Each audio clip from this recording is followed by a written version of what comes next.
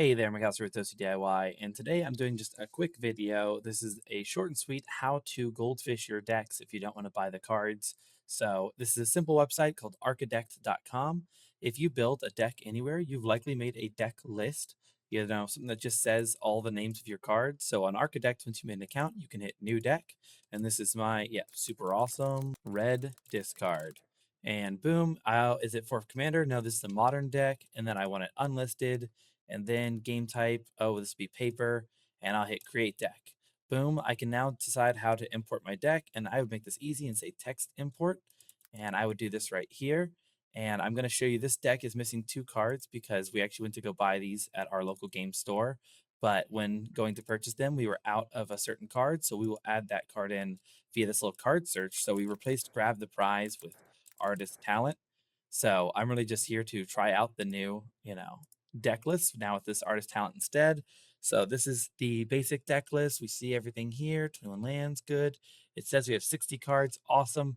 And then this magical button here, right at the top right, is playtester. By clicking that button, you get this option right here. So we can see and we can, get a generated list. This hand looks pretty garbage because we only have one land, so we'll have to mulligan. Don't want to. But now, oh, even worse, no lands. Unfortunate. There we go. We have a low need for lands in this deck, but we'll go ahead and put this at the bottom of the library. We have to do another one, sadly, so we'll do both of those, and we'll keep this hand. This option right here is pretty cool. You can go through a dice and coins at the bottom if you need to roll something. You've got the rolls, you've got coins, heads or tails, and it stores your results, which is nice. You have the ability to adjust, floating mana around here in case you're just really trying to figure out the max what you can do. Settings here in the bottom, you can change the card size, though they sit like this, very tiny, very, very tiny. Or you can turn them up if you'd like them to be more visible. So now when I drag them in, they'll be huge, but when they're down here, they're small. So depending on how well you know your deck, maybe it's more important for it to look, small when it's on the board because you already know what it does. You've gotten to read it however you want, but I'll run both of these since it's a large monitor at max size. You can do all these extra little things here, but my favorite effects that I really like is that if you play a card that automatically, summons a token, it's very likely that it'll offer you. This token feature is smart. So if something on the board says wolf token, it's likely that it'll auto suggest wolf right here and be the correct token form of it, which is super cool. You can also proliferate all counters, which is pretty awesome. And so I'll just play a couple turns to demo, and then I'll show you one really cool feature with this pop out mechanic right here. So go ahead and play down a mountain, tap that for bag of holding, and that'll be my next turn. So instead of, untap everything, just hit in, and then I can draw. Right, so we'll go ahead and drop another mountain. We'll tap it for Marauding Mako, and I think that's all I want to do this turn. So I'll hit in, and this time it drew the card. I don't know why. Sometimes it can be a little wonky about drawing the card on the first one. It's happened to me before, but no, this time it did it, so we're good. I'm going to go ahead and drop another mountain. And then I'm going to go ahead and tap one to cycle Forgotten Caves. It'll go to exile because of my bag of holding. So what I can do because of how this works is, just stack these cards up over here so I can keep them on the board like I would in a normal play space and just kind of track what's under bag of holding. And then I'll tap two more to cycle the Magmakin Artillerist. It would go to exile as well underneath of the bag of holding. And then for both of these cards, I would draw a card. And then this Mako would add counters, get a 1/1, and then I can just come in here and say it would have two 1/1 counters because I cycled two cards. Next turn, draw. Awesome. I got a mountain for turn.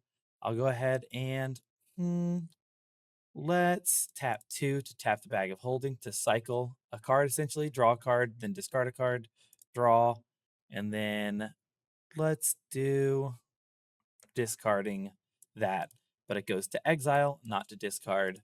So then we have some mana left over. Let's go ahead and tap two for artist talent.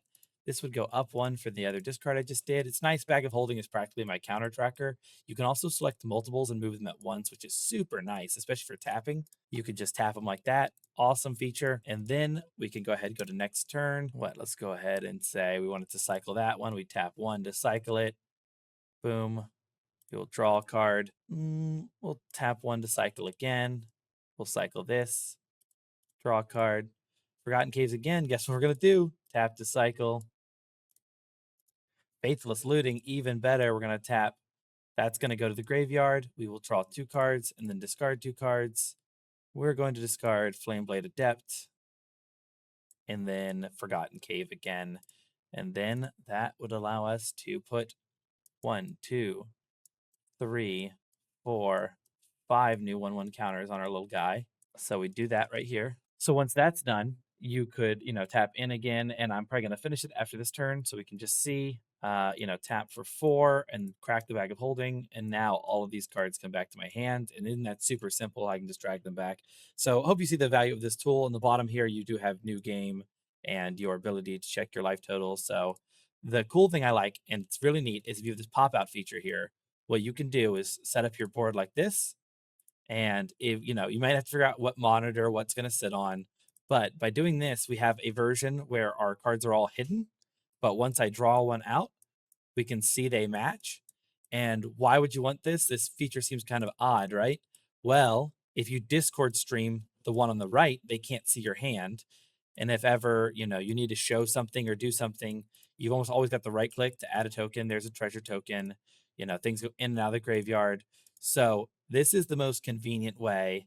They even made this a fold down menu. So now I can graveyard things, and it's super awesome. Just a very simple way to test decks online. And even cooler still is that this would allow you to attempt to share with your friends your decks without having to build them fully or play it on Magic the Gathering online. This pop out feature, if you have a good enough monitor, gives you enough room to play your deck as you would just online, which is super cool. So we can load our hand up. Very neat. And it's a lot of fun. I really like this tool. I've used it to workshop a lot of decks. It's super intuitive. And if you've not given Archidekt a try, they don't sponsor me or anything like that. Just something that I really enjoy. So thank you all for watching this video. And if you have any questions, leave them down below. This is just a super easy way to play the decks online.